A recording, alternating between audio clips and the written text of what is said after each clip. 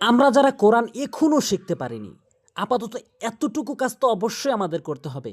যে ছোট ছোট সূরা দিয়ে আমরা নামাজ পড়ি, যেমন সূরা নাস থেকে নিয়ে সূরা ফিল পর্যন্ত এই 10টি সূরা, এই সূরাগুলো তো অবশ্যই আমাদের সই শুদ্ধ করে মুখস্থ থাকতে হবে, যার ফলে আমাদের নামাজ শুদ্ধ হবে। আমাদের 98% লোকের নামাজই তো হয় না, নামাজ ভেঙে যায় এই সমস্ত ভুল হওয়ার কারণে। কেন এই কথাটি বলছি? নামাজ ভঙ্গের কারণ 19টি, তার ভিতরে 1 নাম্বার যে কারণটি সেটি হচ্ছে নামাজে কোরআন শরীফ অশুদ্ধ পড়া। তো আমরা এই অশুদ্ধ পড়ার ফলে আমাদের নামাজ ভেঙে যায়। আসুন আমরা আমাদের হাজার হাজার টাইমের ভিতরে মাত্র 5 মিনিট আমরা এই ভিডিওগুলো দেখে আমরা আমাদের সূরাগুলো সহি শুদ্ধ করে নেই।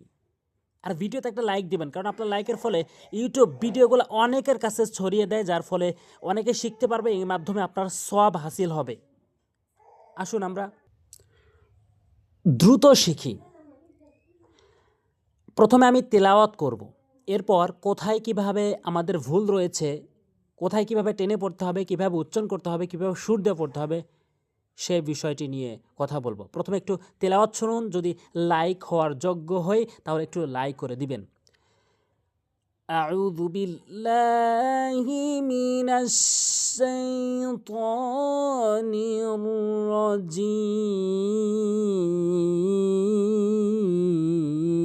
الرجيم بسم الله الرحمن الرحيم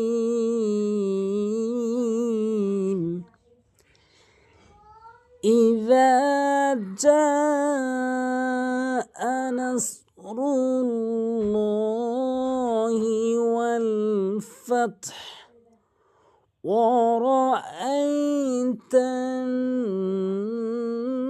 الناس يدخلون في دين الله أفواجا فسبح بحمد ربك واستغفره إنه كان توابا। এরপরে আমাদের ভুল যেই জায়গাগুলোতে, যেইগুলো ভুল হয় কারণ নামাজ নষ্ট হয়ে যায়, 1 নম্বর হচ্ছে ইজা। অনেকেই ভুল উচ্চারণ করে বলি ইজা, অর্থাৎ জালের জায়গায় আমরা জিম এনে উচ্চারণ করি। এক হরফের জায়গায় আরেক হরফ উচ্চারণ করলে অর্থ চেঞ্জ হয়ে যায়। হামজা জারি ই জাল আলিফ জবর যা, জিব্বার আগা দাঁতের আগা মিলিয়ে উচ্চারণ করতে হবে নরমালি, হালকা করে। ইজা ইজা, জিম আলিফ জবর যা, এখানে জিমটি উচ্চারণ করতে হবে শক্ত করে, জিব্বার মাঝখান উপরে তালুর সঙ্গে যা। এখানে আরেকটি লক্ষণীয় বিষয় হচ্ছে উপরে মোটা চিহ্ন। আপনি যদি কোরআন পড়তে গিয়ে দেখেন যে উপরে কোথাও মোটা চিহ্ন রয়েছে, কোনো হরফের উপরে যদি দেখেন যে মোটা চিহ্ন রয়েছে, সেই হরফটি আপনি 4 আলিফ টেনে পড়বেন। 4 আলিফ পরিমাণ 4 সেকেন্ড। যেমন ইদা জা আ, এখানে তাহলে 2টি ভুল আমাদের এখানে। একটি হলো ইজা বলি, আর একটা যা টেনে পড়ি না, তাহলে আমরা টেনে পড়বো জিমকে। ইজা জা ইজা জা।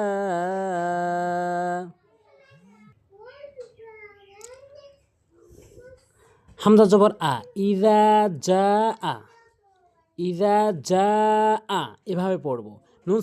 নুন সদ জবর নাস, সতের উচ্চারণ করব নাস।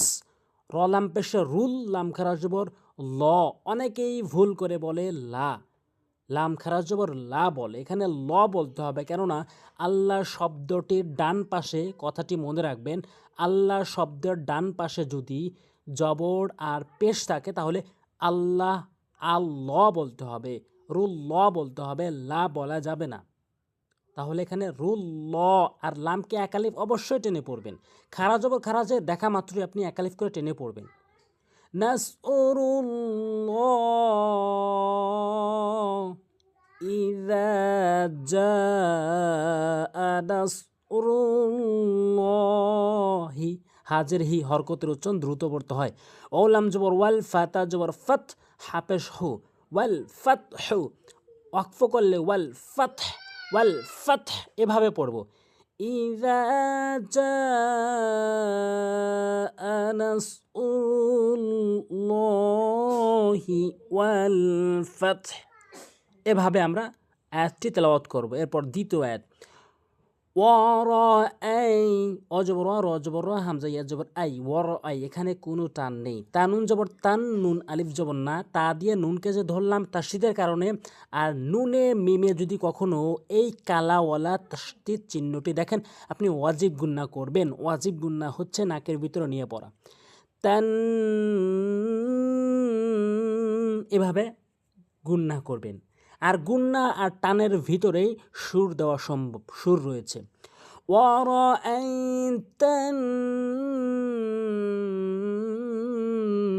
নুন কিন্তু এক আলিফ টান হবে জবরের বাম পাশে খালি আলিফের কারণে, সিন জবর সা, নাসা নাসা, ওয়ারাআইতান নাসা, এভাবে পড়বো।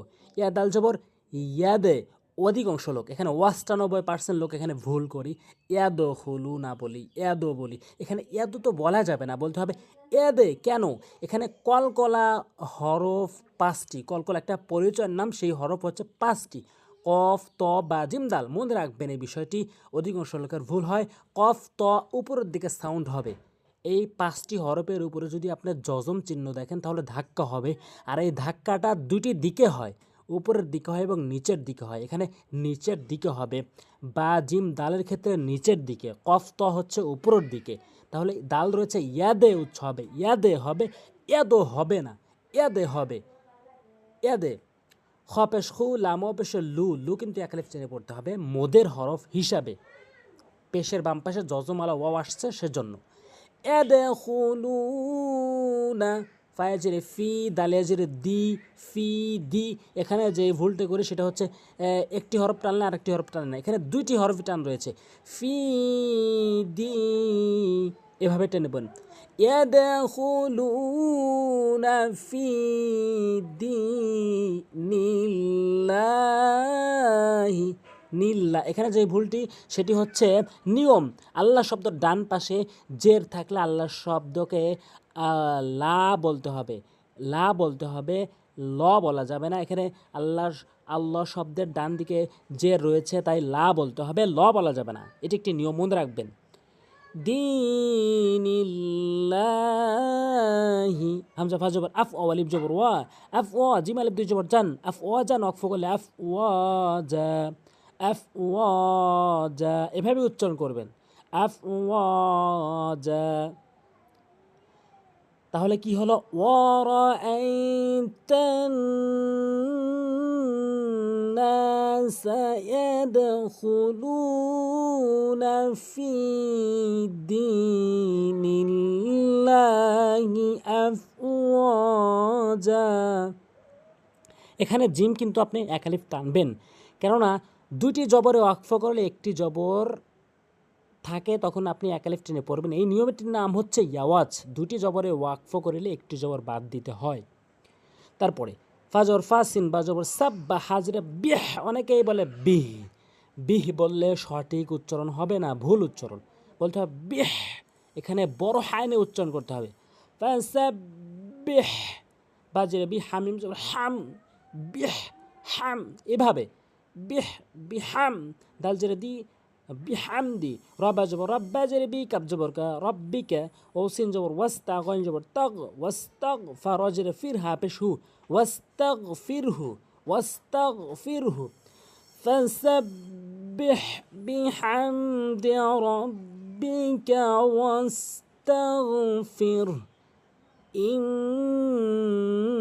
ইন্নাহু। হামজা অনুযায়ী ইন, এটি ওয়াজিব গুন্না। মিমে বা নুনে যদি কখনো কালাওয়ালা চিহ্নটি দেখেন তখন আপনি ওয়াজিব গুন্না করবেন। ওয়াজিব গুন্না হচ্ছে নাকের ভিতরে নিয়ে আওয়াজ করা। ইন, নুন জবর না, হাওলটা পেশ হু, ইন্নাহু। কাফ আলিফ জবর কা, এক আলিফ টানবেন মদের হরফ হিসাবে। নুন জবর না, হরকত দ্রুত পড়বেন। কানা, তাও জবর তাও, আলিফ জবর ওয়া, এক আলিফ টানবেন মদের হরফ হিসাবে। বা আলিফ দুই জবর পান, এক আলিফ টানবেন আওয়াজের কারণে। ইন্নাহু কানা তাওয়াবা, তাহলে আমাদের ভুল যেগুলো সেটা হচ্ছে আমরা ইজা বলি, ভুল উচ্চারণ বলতে হবে, সঠিক উচ্চারণ হচ্ছে ইজা। জিম আমরা টেনে পড়ি না, ভুল টেনে পড়তে হবে, সঠিক। ইয়াদো উচ্চারণ হবে না, এটি ভুল, ইয়াদে সঠিক উচ্চারণ। দালেজের দি, এখানে ফায়েজের ফি, দালেজের দি অনেকে টানে না, টেনে পড়তে হবে। নীল ল বলা যাবে না, নীল লা বলতে হবে। এখানে বিহ বিহ বলা যাবে না, বিহ বলতে হবে। এটা ইন অজীব গুণ করতে হবে, ইন, এখানে একালিফ টেনে পড়তে হবে আওয়াজের কারণে। তো এইগুলো আমাদের ভুল ছিল। অবশ্যই ভিডিওতে লাইক করবেন, ভিডিওতে একটা লাইক দিবেন, আর চ্যানেলটি সাবস্ক্রাইব করে রাখবেন পরবর্তী ভিডিও পাওয়ার জন্য, কারণ এই চ্যানেলে সহি শুদ্ধ করে কোরআন শিক্ষা দেওয়া হয়। আজ এ পর্যন্তই। আসসালামু আলাইকুম ওয়া রাহমাতুল্লাহি ওয়া বারাকাতুহু।